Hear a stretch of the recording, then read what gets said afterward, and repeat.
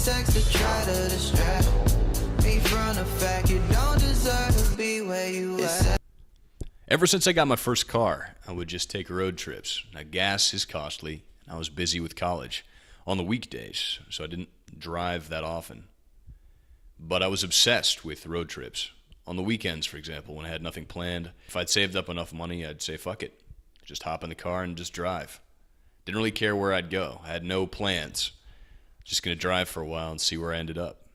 I drive for a long time. I want to experience, I guess, all the moments that are obfuscated from urban life.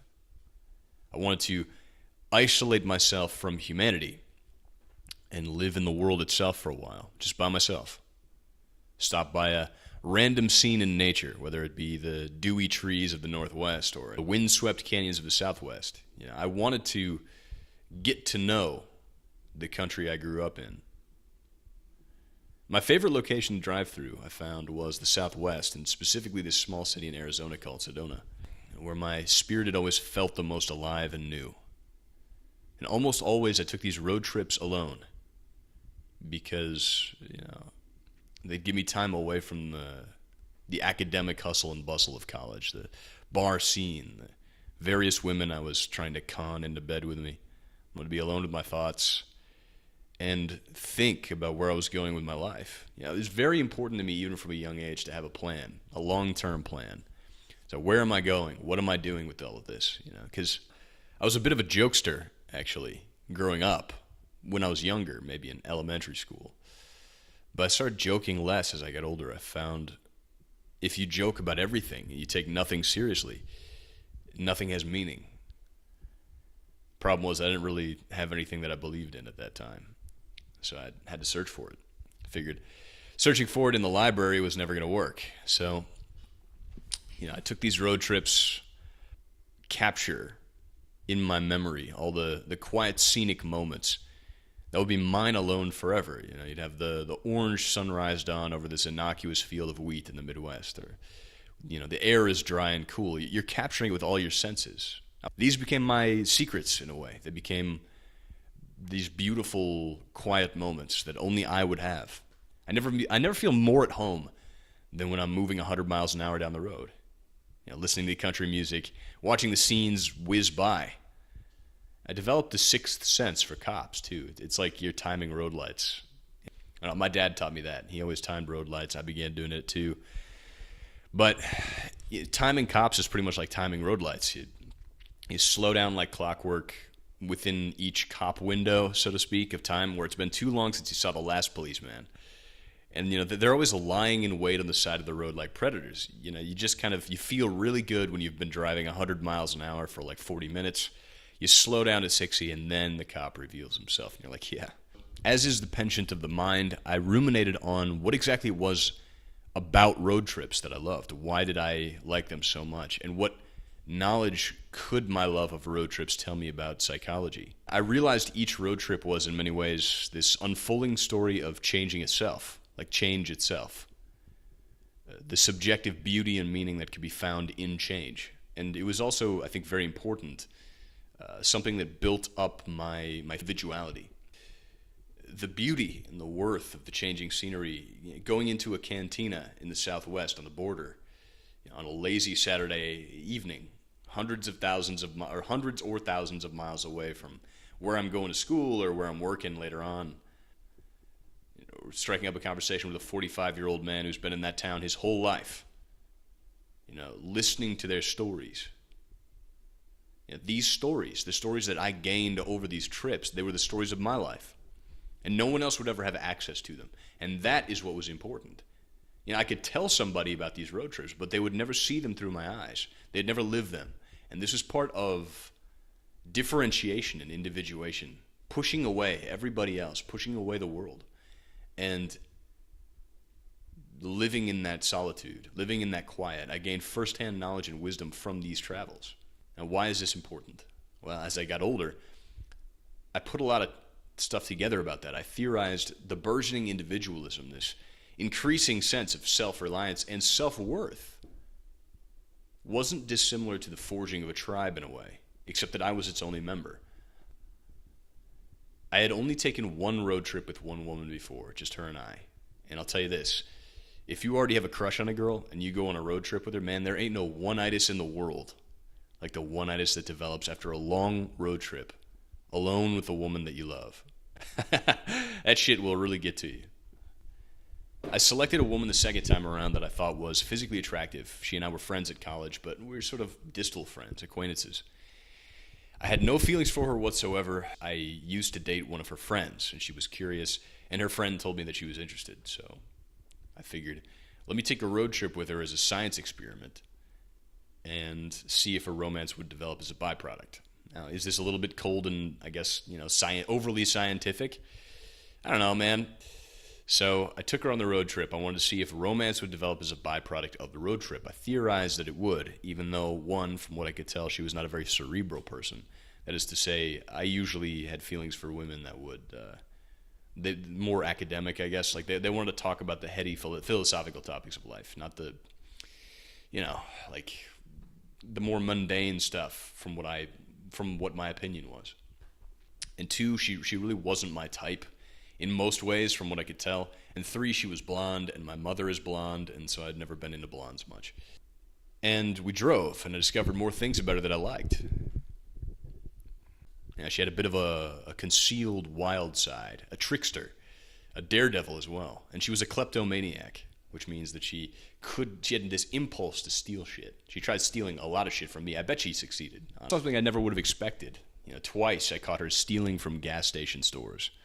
And, she immediately would go and return the items whenever she got caught, especially when I expressed my disapproval that she was stealing from folks just trying to make a living. But when I caught her, she would give me this really bright, impish smile. And later in the car, as we were driving, she would explain to me that it was never about the items that she was stealing to begin with. I really liked that about her for some reason. I liked that she was cunning. I liked that she was sort of clever. And she had this particular charisma, this charm of being able to put you at ease even though she'd obviously just done something wrong. I realized later that it was because she felt no guilt at all, that she radiated a lack of guilt. And so even though I knew cerebrally that she was guilty, I just didn't sense any guilt coming off of her. And, I think this is how a lot of good liars form. They're a lot more, they realize the importance of the vibe of a conversation as opposed to the words that are being said. And she was a talker. I was more of a listener, so I was happy to listen. But she had interesting stories about her youth, how her older sisters had always gotten all the attention. So she'd have to resort to more dubious, underhanded tactics to get attention, or else learned to meld into the background, into the shadows, and make things happen there. And sure enough, a romance did develop between us. She and I forged this team, a tribe of two, though, instead of one. And I theorized that the road trip was the grounds that romance needed to form because of the myriad shifting locations.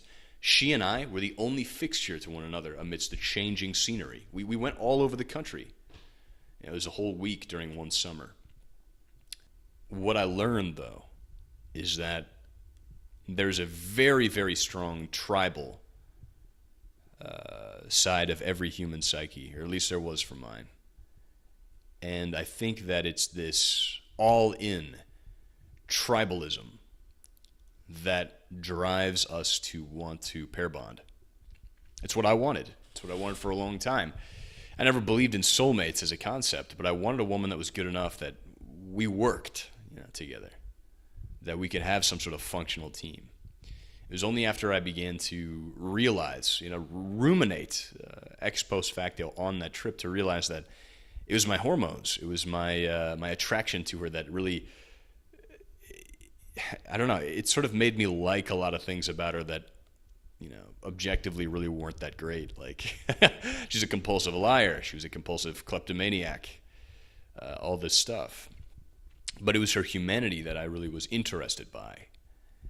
And that humanity, it became pronounced and revealed because of the road trip, because of the changing scenery. And that, I think, is the core of what people want in love. That's what people are looking for, this desire to be part of this tribe of two. It's us against the world. That's romance. the man up argument that trad cons use is that there is true passion there. Passion is a very interesting, I'm not sure you'd call it an emotion. Growing up, I always distinguished between passion and all the other emotions. Real romance to me was the open road. Taking a woman with me on my adventure.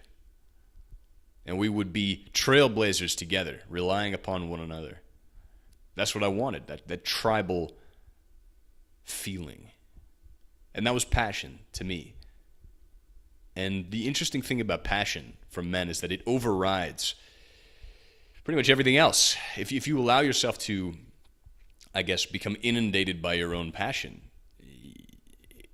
it warps intellectual detachment. It warps thought, because I am a young man still, and I've been a younger man in the prime of his hormonal profile.